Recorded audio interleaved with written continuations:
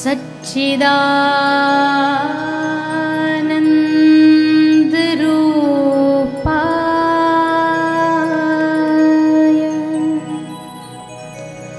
सच्चिदानंद रूपाय सच्चिदानंद रूपाय सच्चिदानंद रूपाय विश्वोत्पत्त्यादि Hathaway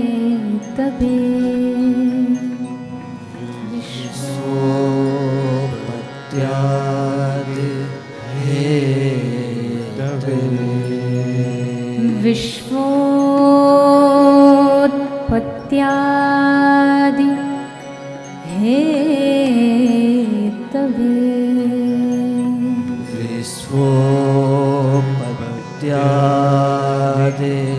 Hathaway तापत्रय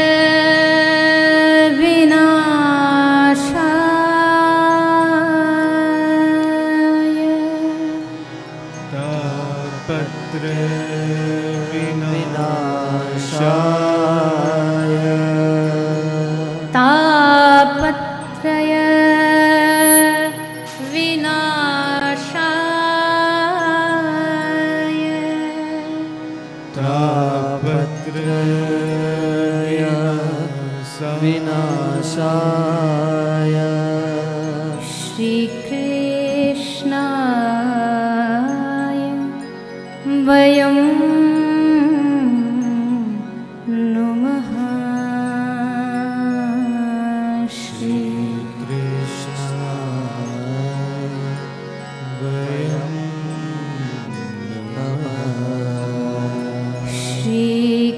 कृष्णाय वयं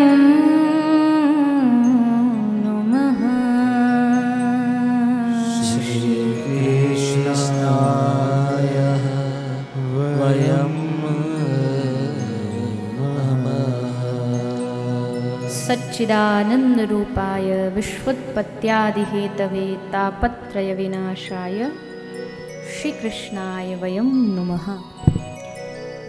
यह है भागवत का महात्म्य। महात्म्य माने जिस कथा को आप सुनने जा रहे हैं इसको सुनकर के लाभ क्या होगा, क्यों सुननी चाहिए भगवान की ये श्रीमद् भागवत कथा, क्यों इसको सुनकर के मानव को, क्योंकि आज के ज़माने में देखिए मनुष्य ही एक ऐसी जाति है जो अपने आप को बेहतर बना सकती है। मनुष्य ही सोच सकता है आज के टाइम में कि I can be better what I am today. ये कोई और नहीं सोचता, ये पशु नहीं सोच सकता, भैंस नहीं सोच सकती, गाय नहीं सोच सकती। गाय गाय बन के, भैंस भैंस बन के जन्म लेती है, भैंस बन के मर जाती है। लेकिन मनुष्य सोच सकता है कि मैं कैसे अपने आप को आगे बढ़ाऊं। कोई भैंस नहीं सोचती कि मैं कोई पर्सनैलिटी डेवलपमेंट की कोई ट्रेनिंग लूं, अपनी स्किल्स बढ़ाऊं। पर मानव सोच सकते भैया कोई उनको थोड़ा पानी दे दो, उनका गला बैठ जाएगा।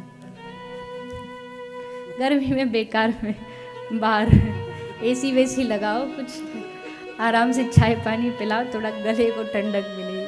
कल पता चले डॉक्टर के पास जाना पड़े। मुझे किसी ने कहा गया था मैं 2009 या 10 से मैं बाहर विदेश की धरती पर जा रही हूँ, तो लोग बड़ा बहाना मारते, कथा की बात आती, समय नहीं है हमारे पास, टाइम नहीं है। पर अब की बार मेरा सारा भ्रम टूट गया कि यहाँ टाइम ही टाइम है लोगों के पास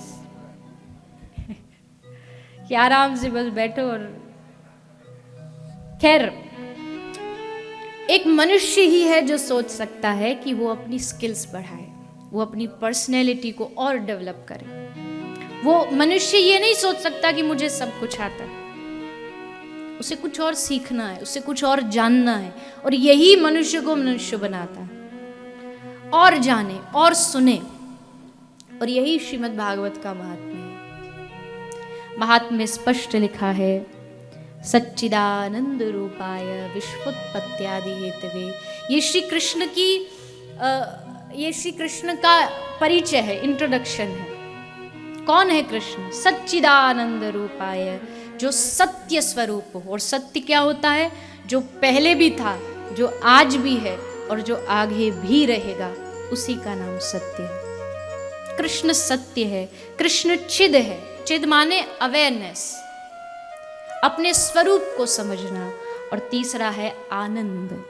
आनंद तो आप सब जानते ही है, नंद के आनंद भयो जय कन्हैया लाल की। जहाँ भगवान नाम हो, जहाँ हरि का नाम हो, कृष्ण नाम हो, गोविंद नाम हो, वहाँ अपने आप आनंद। क्योंकि कृष्ण का दूसरा अगर कोई नाम है तो वो आनंद है। कृष्ण का कोई पर्यायवाची शब्द हो सकता है तो वो आनंद है। जहाँ कृष्ण होगा वहाँ आनंद होगा, और जहाँ आनंद होगा वहाँ कृष्ण होगा। ईश्वरः परम कृष्ण सच्चिदानंद विग्रह। ऐसे आनंद स्वरूप भगवान श्री कृष्ण सच्चिदानंद रूपाय विश्वोत्पत्त्यादि हेतवे। करते क्या है कृष्ण? कृष्ण का बिजनेस धंधा क्या है? तो कहा विश्व की उत्पत्ति, संसार को बनाते हैं, संसार को चलाते हैं, और एक समय आकर के संसार का विनाश भी करते हैं। तो विश्वोत्पत्त्यादि हेतवे तापत्रय विनाशाय। भगवान तीन प्रकार के, देयर आर 3 टाइप्स ऑफ दुख। कैसे होते हैं दुख? वैसे तो दुख की अलग अलग बहुत सारे नाम हो सकते हैं। जैसे मैंने कहा, मैं आपको अगर लिस्ट दूं तो दुखों के हजारों टाइप्स आप गिना सकते हो। प्रमोशन नहीं हो रहा, जॉब नहीं मिल रही, बच्चे की शादी नहीं हो रही, शरीर ठीक नहीं है, बहुत सारे। लेकिन अगर शास्त्र की कैटेगरी में अगर दुखों को गिना जाए तो दुख के तीन प्रकार होते हैं: आदि, व्याधि, उपाधि। 3 प्रकार के दुख होते हैं। इन 3 प्रकार के दुखों से ही इनके भीतर ही सब लोग उलझे पड़े। नाम अलग अलग हो सकता है, किसी को शरीर का, किसी को किसी, लेकिन है ये 3। एक होता है, द फर्स्ट इज आदि। आदि मतलब अभाव का दुख, फीलिंग ऑफ मिसिंग समथिंग। गाड़ी नहीं है, अरे अच्छा घर नहीं है, अच्छा धंधा नहीं है, अच्छा बिजनेस नहीं है। ये वो चीज जो हमारी लाइफ से मिसिंग है, उस पर जब हमारा ध्यान जाता है तो दुख प्रकट होता है। उसको कहते हैं आदि। और इससे बहुत लोग दुखी हैं, क्योंकि अक्सर होता क्या है, जो हमारे पास चीजें होती हैं हम उसमें कभी भी खुश नहीं होते। हमेशा हमारे मन में इच्छा जगी रहती, और ये होता तो सुख होता, मैं सुखी तो हूं लेकिन ये और होता तो और सुख हो जाता। ये आदि का दुख। इससे सब परेशान है, क्योंकि ये दिमाग जो है ये इन्हीं चीजों में घूमता रहता है, इन्हीं चीजों में। एक है व्याधि। व्याधि मतलब शरीर का दुख, जिससे भी बहुत लोग परेशान हैं। किसी को डायबिटीज़ है, किसी को कोलेस्ट्रॉल है, किसी का बीपी ऊपर नीचे होता रहता है। कितनी सारी व्याधियां आज के टाइम में।